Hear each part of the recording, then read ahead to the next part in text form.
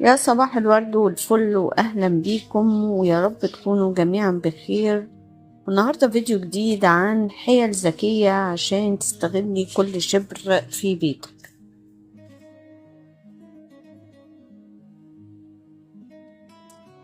فالسؤال هنا، عمرك دخلتي بيت حد وقلتي ازاي بيته صغير بس حاسس انه واسع ومريح؟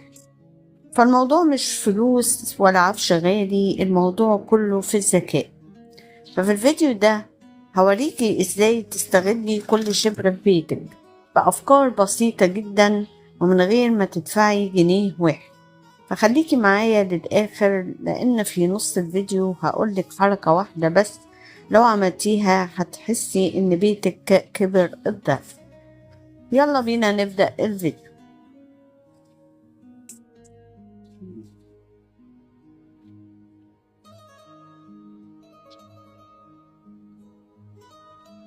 الفكرة الأساسية، ليه بيوتنا دايما زحمة؟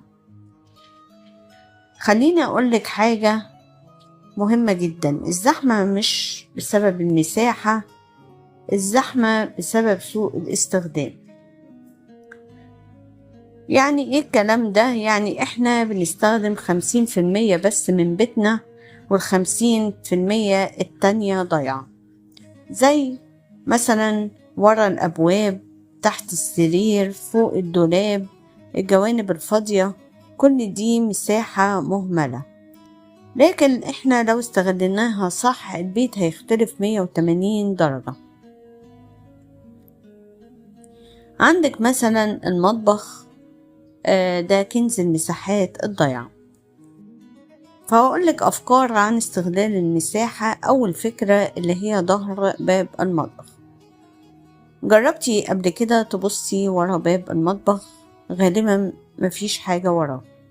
الحل ان انتي بتحطي علاقة شماعات، او حطي علاقات بلاستيك قديمة بنستخدمها في تعليق بقى، ممكن أغطية الحلل، ننظم فيها الأكياس، نحط المعالق الزيادة.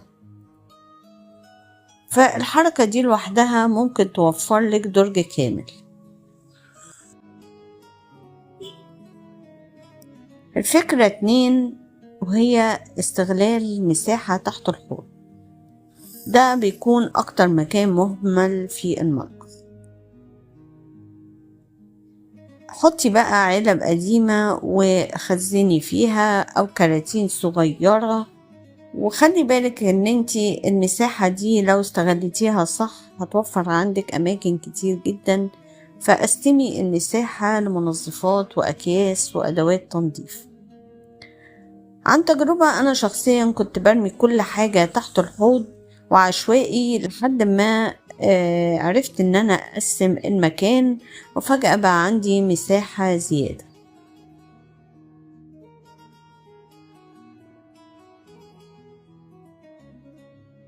الفكرة رقم 3، الحيطان الفاضية.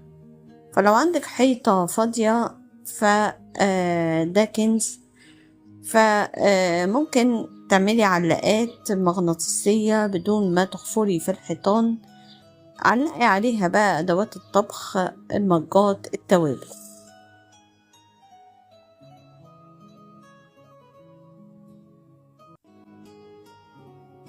نيجي بقى للأماكن الفاضية في غرفة النوم.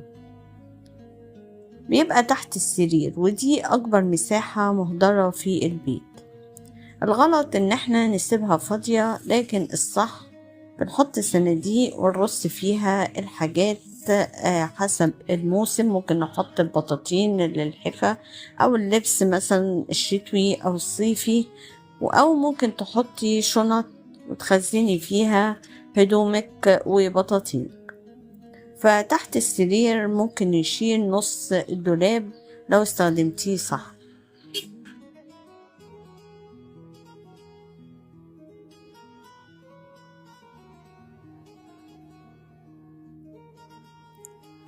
وفي فكرة بقى جنب الدولاب، فبصي على جنب الدولاب هتلاقيه فاضي، فاستخدميه. حطي علاقات، شماعات، هتحطي عليها الشنط والاكسسوارات، فهتروقلك الدنيا.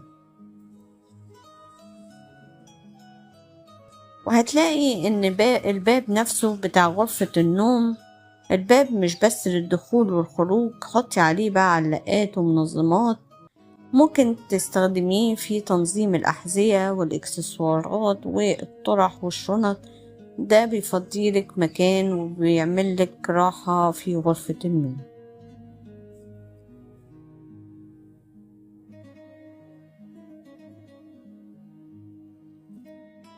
ندخل بقى على الريسبشن. هتلاقي تحت الكنبة، عارفة المساحة اللي تحت الكنبة دي كنز مدفون، فاستخدمي صناديق وكراتين شيك، وخزني بقى الكتب والألعاب والأدوات، كوفرتات، البطاطين. هتشيلك حاجات كتير وهتريحك جدا، وهتوضبلك برضو وهتنظملك غرفة المعيشة وغرفة النوم. وفي فكرة بقى الترابيزة مش بس شكل، لكن ممكن تستخدمي فيها أدراج، بتحطي فيها برضو المجلات، اللعب،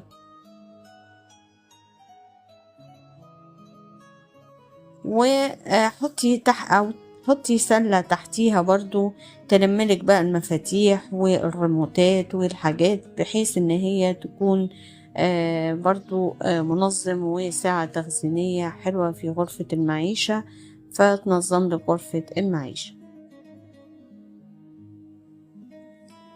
بالنسبة بقى للممرات والزوايا، فده أصغر ركن في بيتك، وده ممكن يتحول لأجمل مكان. ممكن تحطي في الزوايا رفوف ونباتات ومنظمات، فالركن اللي كنا شايفينه ملوش لازمة ممكن يبقى أحلى مكان في البيت.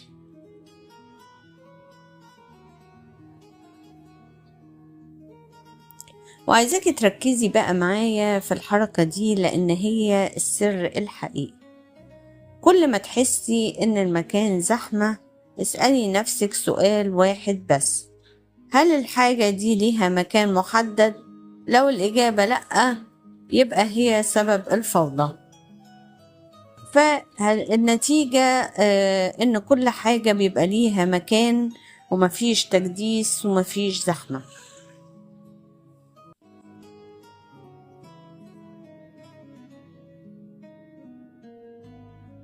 ودلوقتي هقولك نصايح ذهبية من الخبرة. ما تشتريش قبل ما تستغلي اللي عندك. كل حاجة يبقى ليها مكانها الثابت. ابدأي بتنظيم ركن واحد بس، مش البيت كله. وخليكي بسيطة في التنظيم، لأن البساطة بتدي راحة نفسية. وعن تجربة، أنا كنت بشتري منظمات كتير، لكن اكتشفت إن الحل مش في كتر الشراء ولا المشتريات، الحل في التفكير الذكي.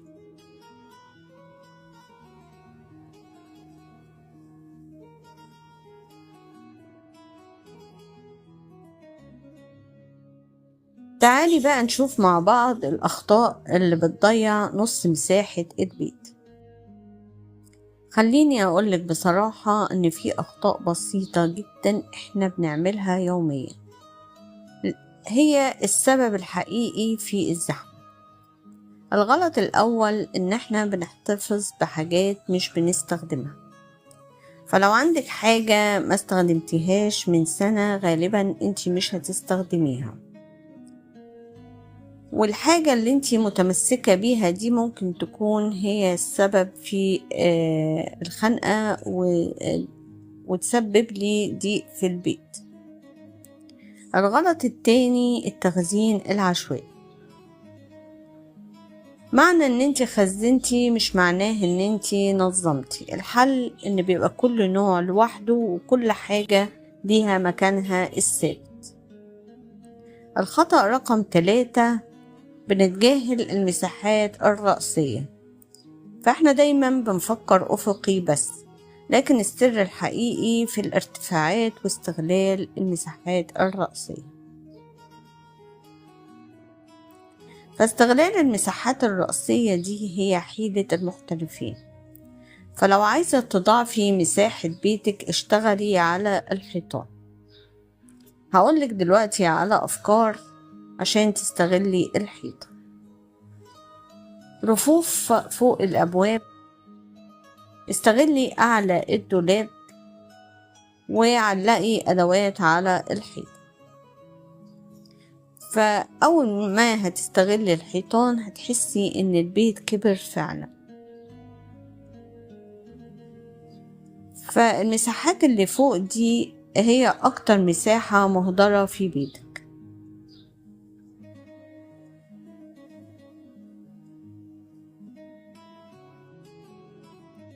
وخلي بالك إعادة استخدام الحاجات القديمة برضو دي فكرة رائعة. فقبل ما ترمي أي حاجة اسألي نفسك ينفع استخدمها تاني. زي مثلا علب الكرتون ممكن تبقى منظمات، البرطمانات اعمليها للتوابل، الصناديق القديمة استخدميها في التخزين. فلما بتعملي من كرتونة قديمة منظم بتبقى أحلى من اللي بتشتريها من المحلات، وكمان بتوفري فلوس. نيجي بقى للحمام، وده أصغر مساحة وأكبر فوضى. فالحمام دايما بيبقى صغير لكن فيه إمكانيات كبيرة جدا. استغلي بقى ورا الباب علقات برضو ومنظمات، تحت الحوض هتقسميه وتحطي منظفات والأدوات العناية في حتة، واستغلي العمق. واستغلي الحيطان، حطي رفوف بسيطة وشماعات. حتى الحمام الصغير ممكن يبقى منظم وفخم لو استغليتي كل ركن فيه.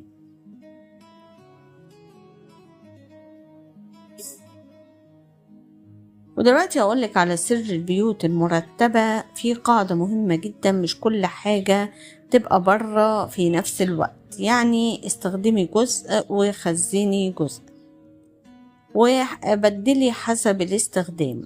وعن تجربة كنت بحط كل حاجة قدامي، لكن لما بدأت أدور الدنيا اتظبطت. ونظمي بقى حسب الاستخدام. فأكبر غلطة إنك تحطي الحاجة بعيد عن مكان استخدامها. يعني حطي أدوات المطبخ جنبك، أدوات التنظيف قريبة، لبسك حسب الاستخدام. فكل خطوة زيادة بتمشيها بتزود الفوضى في بيتك.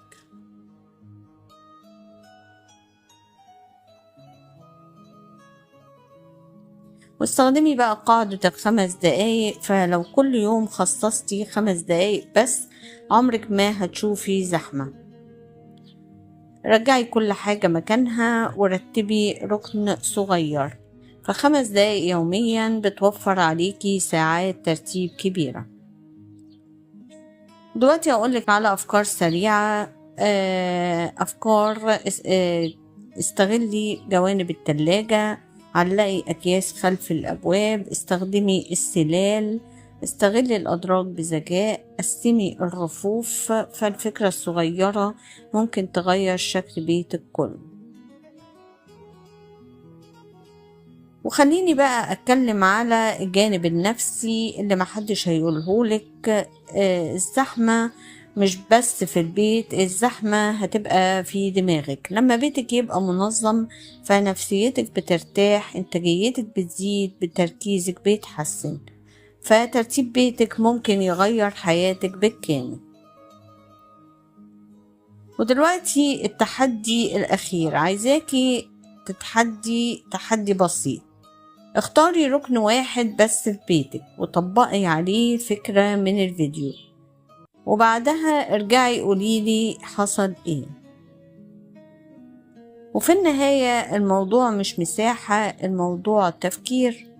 فلو عرفتي تستخدمي اللي عندك صح، هتعيشي في بيت مريح من غير ما تصرفي جنيه. ولو وصلتي لحد هنا يبقى انتي فعلا عايزة تغيري حياتك، تستغلي كل شبر وتنظمي بيتك. ولو استفدتي من الفيديو وعجبك ما تنسيش تعملي لي لايك واشتراك، وتكتبي لي في الكومنت ايه هو التحدي اللي قدامك علشان اعمل لك جزء تاني بافكار اقوى. وشكرا على وقتكم الجميل، وشكرا على المتابعة، واشوفكم على خير فيديو جاي، وباي باي.